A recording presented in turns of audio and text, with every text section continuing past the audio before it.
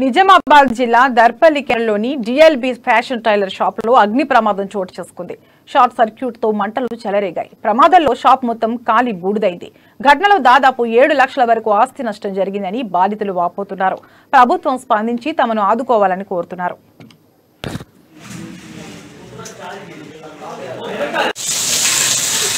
ఇంతకాలంలో phone చూడలేదు.